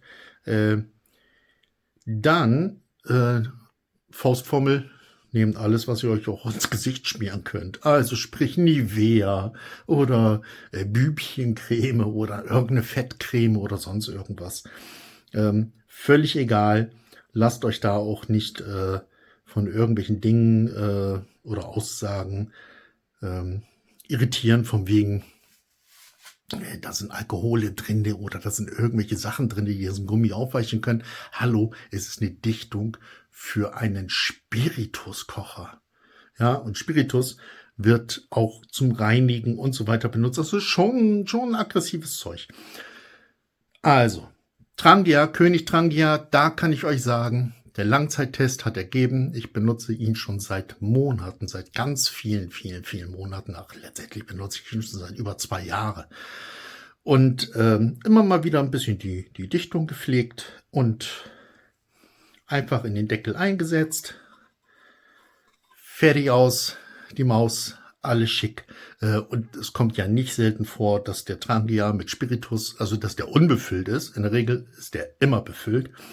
Und ich gehe aber nicht 1, 2, 3, 4, 5 Mal jede Woche irgendwie raus in den Busch, sondern der liegt dann auch mal ein paar Wochen einfach so, ja, in meiner Zundertasche, kopfüber oder sonst irgendwas. Ich habe noch nicht ein einziges Mal, niemals, nicht ein einziges Mal eine Undichtigkeit gehabt. Okay, ich wische mir jetzt mal eben schnell meine schmierigen Finger ab und dann werden wir den Dichtigkeitstest machen mit einem Papier, wo man dann auch drauf sehen wird, ob Flüssigkeit austritt oder nicht. Okay, bis gleich. Okay, da sind wir auch schon wieder. Eingeschmiert machen wir jetzt bei den anderen nicht, ne? Jedes Mal. Es geht mir einfach nur darum, dass ihr einmal der Hinweis, der ist eben halt einfach sehr wichtig und so halten eure Dichtungen ewig. Okay, wir schrauben ihn zu. Auch hier gibt es so eine kleine Faustregel. Also, ihr kennt das alles, nach fest kommt ab. Also einfach nur ein bisschen schön stramm zudrehen, nicht mit Gewalt oder so. Oder mit großem Kraftaufwand. Ne, den Deckel brauchen wir jetzt nicht. Sondern jetzt haben wir ihn. Ganz einfach. Und als Papier nehmen wir uns stinknormales Packpapier, wie es in Paketen von Amazon oder von anderen Versendern oder Versandkaufhäusern immer dem Paket beigelegt ist, so als Stoßschutz und so weiter. Ne, aber das Paket ist einfach durch diese Farbe eben halt prädestiniert dafür, dass wir da jeden Tropfen drauf sehen. Na, wickeln wir den nochmal ein. Goodie! Und jetzt, wir laufen und rennen. Mal ganz abgesehen davon, dass das, was ich hier mache, niemals einer natürlichen Belastung entsprechen würde. Wir laufen jetzt durch den Busch. Wir fallen einmal und wir rennen weiter, schmeißen mal den Rucksack in eine Ecke, weil wir den Weg verloren haben und irgendwie keinen Bock haben und schlechte Laune haben. So, das soll es jetzt auch gewesen sein. Okay, packen wir mal vorsichtig aus. Wie ihr seht, tada, kein einziger dunkler Fleck. Und das kann ich euch auch bestätigen, nach so langem Gebrauch. Der Trangia ist einfach wirklich dicht. Ihr müsst euch keinen Kopf machen. Gut. Okay, der Trangia war 100% dicht. Machen wir weiter mit dem S-Bit. Auch hier. Ich hoffe, ihr könnt das sehen. Ja, auch befüllt. Deckel handfest drauf. Und eingewickelt. Und jetzt bin ich gespannt. Oh la la la.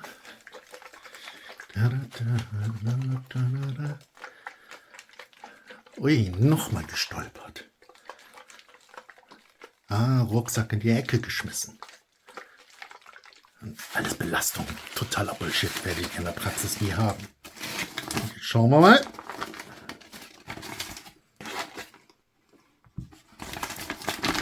Null, niente, gar nichts. Null. Teil hier vielleicht, wenn ihr genau guckt, ne, das ist einfach nur ein kleiner Farbeinschluss, das ist nichts. Also es ist keine Flüssigkeit. Ihr seht, auch der top ist super dicht und verlässlich. Gut, kommen wir nun zu dem El Cheapo, zu dem Red Cap Kocher. So, ganz normal, ja, wie der Trangia. Normaler Schraubdeckel. Was mir aufgefallen ist, die Dichtung ist ein wenig schmaler. Die ist nicht so ganz kräftig wie beim Trangia. Soll legal sein. Wenn die Dichtung dicht ist, dann ist sie dicht. Ne? Darum heißt sie ja Dichtung. Mein Gott, haben wir einen Kasper gefrühstückt. So. Okay. Zugedreht. Eingewickelt. Und los geht's.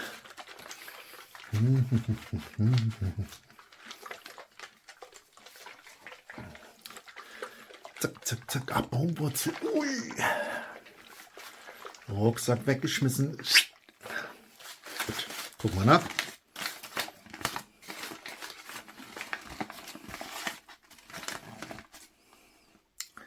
Sehr schön. Da geben die sich bisher keine Schwäche. El Cheapo auch. Super dicht. 100%. Okay. Coole Sache. Jetzt weiter zum Tatonka.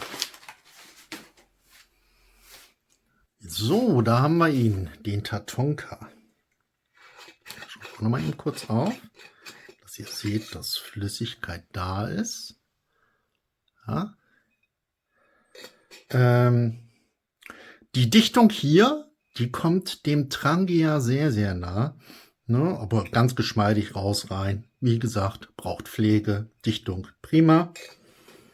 Auch so beim Zuschrauben macht es etwas, einfach nur von der Haptik her, vom Gefühl her ein bisschen wertigeren Eindruck als beim Red Camp, aber auch als beim S-Bit, muss ich sagen. So, normal zu. Komm.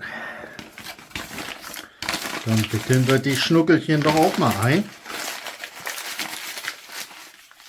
So, über Kopf.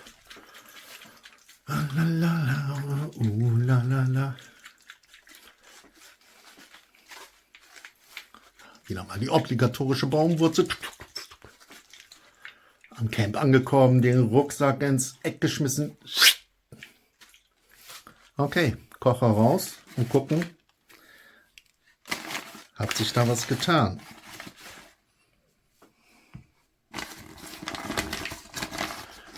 Null, niente, gar nichts. Also, auch der Tatonka. Ich habe jetzt auch nichts anderes erwartet. Der Tatonka auch knochentrocken, alles schick. Den letzten Probanden nehmen wir nicht, weil der Vika ist für mich sowieso außerhalb der Wertung und ich sage es noch einmal, nicht, weil ich ihn jetzt total super schlecht finde, aber er auch einfach nicht mit Spirituskochern der herkömmlichen Art einfach nicht zu vergleichen ist. Das ist einfach ein komplett anderes Konzept. Und das kann mir keiner erzählen, dass das Ding dicht ist. Und selbst wenn es mir einer erzählt, würde ich ihn definitiv nicht befüllt in meinen Rucksack schmeißen. Gut, Dichtigkeitstest würde ich sagen, alle Probanden bestanden. Cool.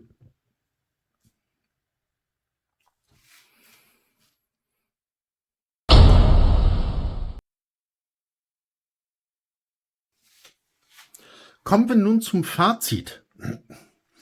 Im Prinzip etwas, worauf ich mich in jedem Video freue. In diesem Video nicht. Weil es ist einfach so schwierig. Weil einfach das Fazit auch so ein bisschen davon abhängt, oder im Wesentlichen davon abhängt, was ihr haben möchtet, worauf ihr Wert legt. Ich probiere es mal so einfach wie möglich zu machen. Gehen wir jetzt in Richtung des Bushcraft-Einsteigers. Da gibt es für mich einen ganz klipp und klaren Preis-Leistungssieger.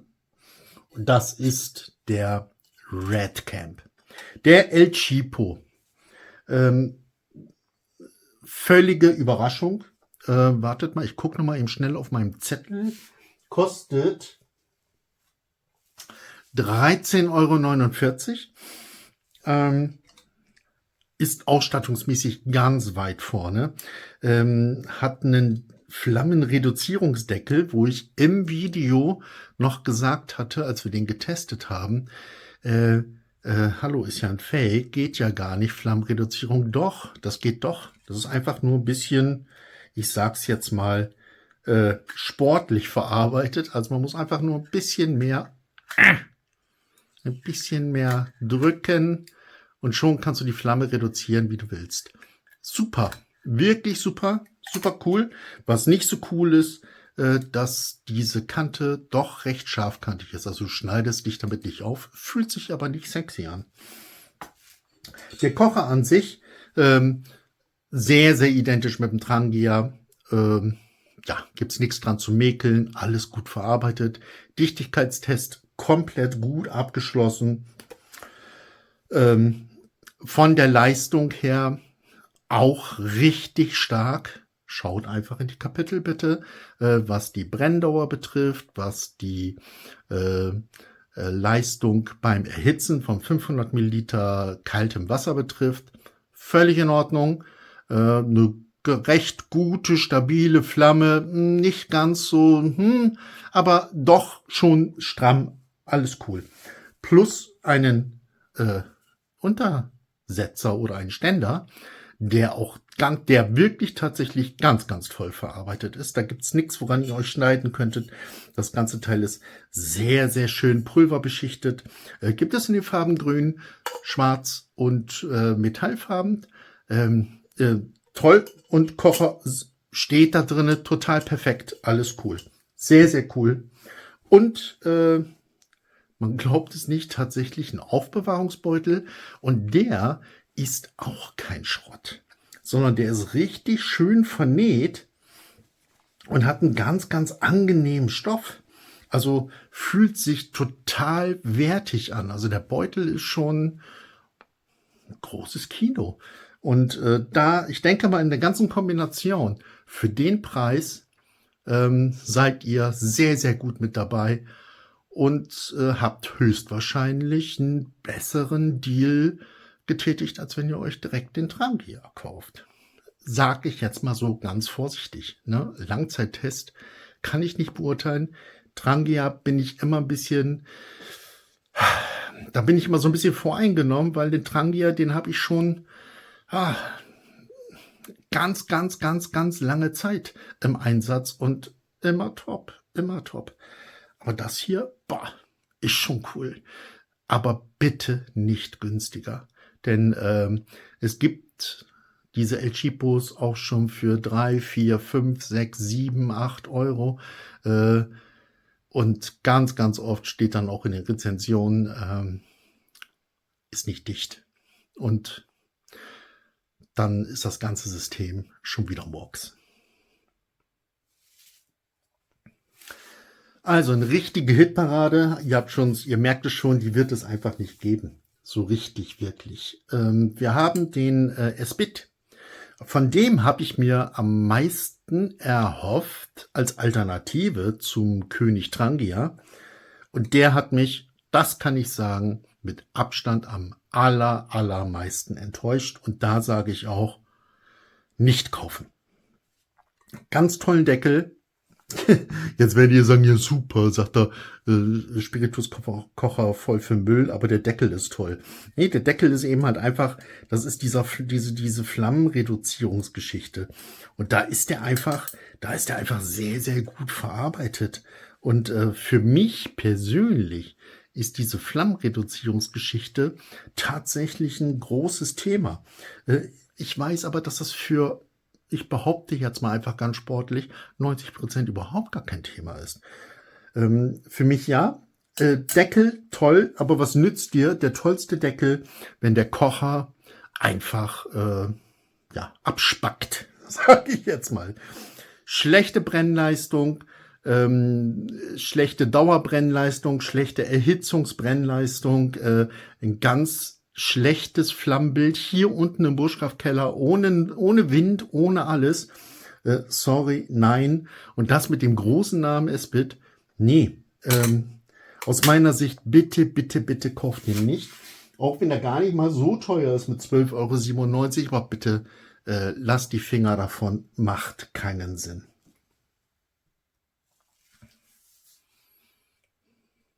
Kommen wir nun zum letzten Probanden, nämlich dem Tatonka. Und da kann ich euch jetzt ganz klar sagen, für mich, aber auch wirklich jetzt für mich und meine Belange, wird der Tatonka zukünftig den König Trangia ablösen. Warum? Ganz einfach. Die Brenndauer, logischerweise ist er etwas, ja, brennt natürlich länger, weil, guckt euch das Verhältnis an. Gar keine Frage.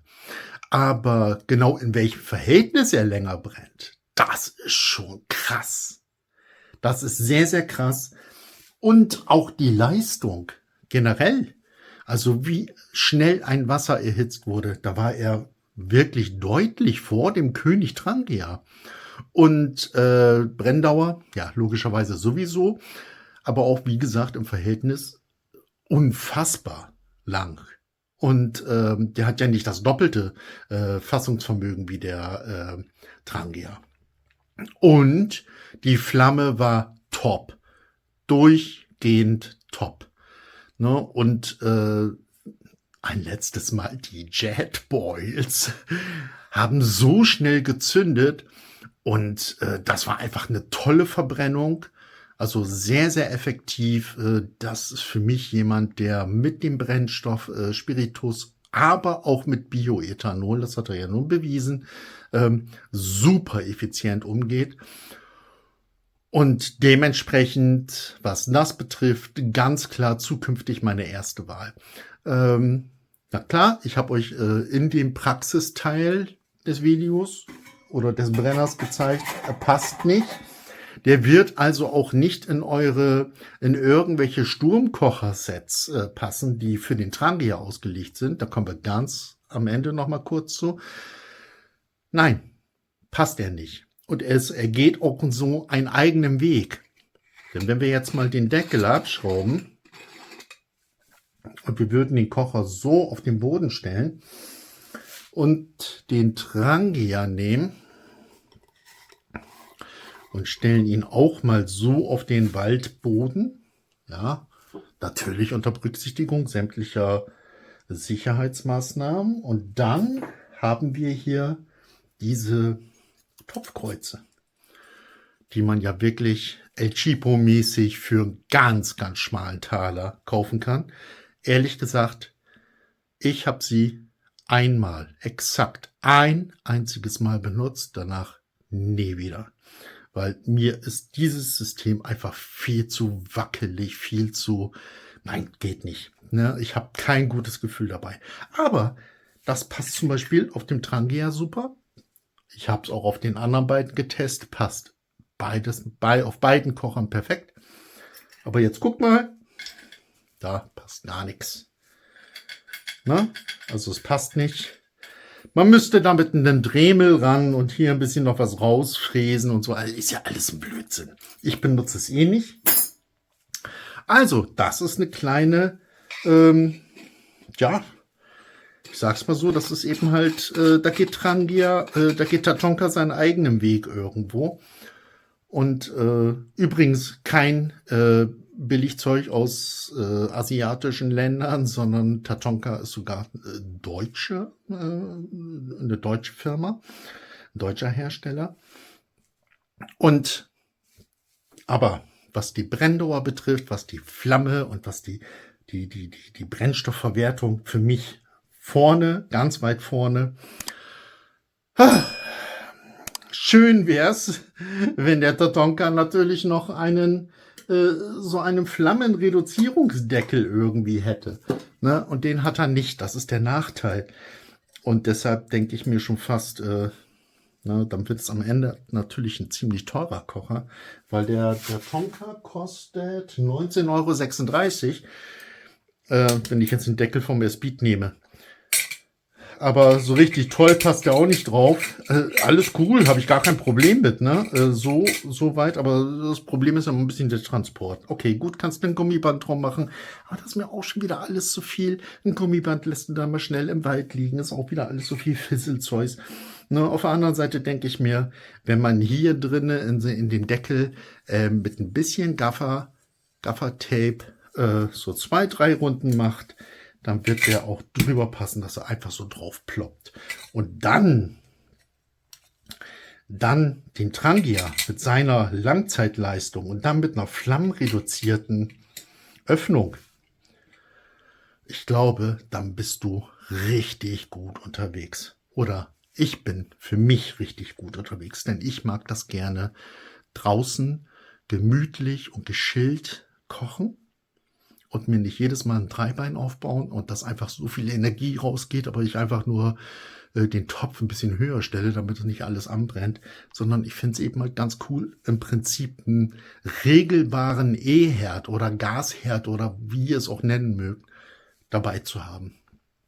Und das mit der Dauer von dem Trangia, das ermöglicht dir ja richtig coole neue Optionen, die schon mit dem Trangia auch schon da waren. Ne? So, nur hier hast du eben halt das Problem, dass du dir ganz, ganz schnell und oft die Finger verbrennst. Das ist einfach so. Also dementsprechend Tatonka, ein bisschen aufgetunt. Für die wenigsten wird es ein großes Thema sein. Deckel ab, anzünden. Ne? Was aber wieder hier ein Thema ist, ist natürlich auch schon wieder, wenn du aufgrund der langen Brenndauer dann noch ein Viertel Spiritus drin hast, bist aber durch mit der Kocherei. Ja, wie willst du den ausmachen? Ja, da hast du auch wieder ein Problem. Weil, wenn du den ja so ausmachst, wird die Gummidichtung kaputt werden. Das ist einfach so. Die wird kaputt gehen. Also dementsprechend, man kann es drehen, wie man will. Es hat alles seine Vor- und alles seine Nachteile. Es kommt immer darauf an, was du möchtest und worauf du Wert legst. Und die Kombination aus Trangia, Kocher und Speed Kocher Deckel ist für mich die beste. Ich will damit euch aber auch nicht sagen, dass ihr es euch beides kaufen sollt, weil das macht ja auch wieder keinen Sinn. Lange Rede, kurzer Sinn. Und jetzt kommen wir zum Finale. Fazit Finale. Wie ihr also in den letzten vielen Sätzen mitbekommen habt, sehr schwierig. Finale. Also, ich versuche es ganz, ganz kurz, so knapp wie es geht, zusammenzufassen. Bist du Neueinsteiger, möchtest was Solides haben, wo du weißt, super, es wird immer funktionieren und es gibt ein riesengroßes Zubehörrepertoire, dann ganz klar, dann kauf den Trangia. Du wirst mit einem Trangia nichts falsch machen. Ich verspreche es dir, du wirst mit ihm nichts falsch machen. Willst du ganz, ganz günstig dabei sein und erstmal gucken, ob das alles für dich ob das dir überhaupt nur gefällt und du hast noch gar nichts groß. Ganz klar, der Red Camp. Tolles Ding. Super, wirst du auch mit zufrieden sein und du brauchst nichts anderes drumherum zu. Wenn du allerdings ein bisschen Erfahrung schon da gesammelt hast, vor allen Dingen hier mit dem Trangia, wenn du schon ein bisschen Erfahrung gesammelt hast und möchtest einfach, sag ich jetzt mal so plump, so einen regulierbaren Herd draußen haben, mit dem du lange Sachen kochen kannst, wie zum Beispiel eine Fischsuppe, ja, also gefangener Weißfisch, survival-technisch oder egal wie, ja, und du willst eine Fischsuppe draus kochen, also die langsam vor sich hin simmert und eine möglichst lange Köcheldauer haben kann. Dann, und das ist was, worauf ich stehe, dann ist es der Tatonka. Ich hoffe, ich habe nicht für maximale Verwirrung gesorgt. Wie ihr gesehen habt, es ist wirklich schwer gewesen, das Fazit. Den Kollegen lasse ich nach wie vor außen vor. Also, ich hoffe, es hat euch trotzdem gefallen oder ihr konntet ein bisschen was für euch rausziehen. Es ist einfach individuell, ja. Jeder wie er mag, jeder wie er seine Prioritäten legt. Mich hat dieser ganze Test weitergebracht. Es war ein echter Ritt, dieses Video. Und wahrscheinlich viel zu lang. Ja, ich bin mir sehr, sehr sicher, dass es viel zu lang geworden ist. Aber ich habe eben halt hätte ich mir sowas immer gewünscht. Und ich war dementsprechend auch sehr, sehr neugierig. Im Prinzip ist es eigentlich ein Video an mich gewesen. Und ich habe euch einfach mitgenommen. Weil diese ganzen Sachen, die ich euch heute alle gezeigt habe, die haben mich die ganze Zeit selbst interessiert. Okidoki. Wie ihr mich unterstützen könnt, das wisst ihr alle. Ein Abo wäre ein Like wäre ein Dislike mit bestenfalls auch noch ein Kommentar. Ein Kommentar generell sowieso. Und ich hoffe, ich habe euch nicht verschreckt. Und ich hoffe, dass die Kommentarfunktion in Anspruch genommen wird. Und dann verabschiede ich mich. Bis zum nächsten Mal. Bleibt gesund. Geht raus. Benutzt diese Teile hier. Es macht wirklich viel Spaß. Und draußen das Essen, das wisst ihr doch alle, oder? Jedes verdammte Essen schmeckt draußen 10-mal besser. Also, habt eine gute Zeit. Ich verabschiede mich. Bis zum nächsten Video. Euer Mick.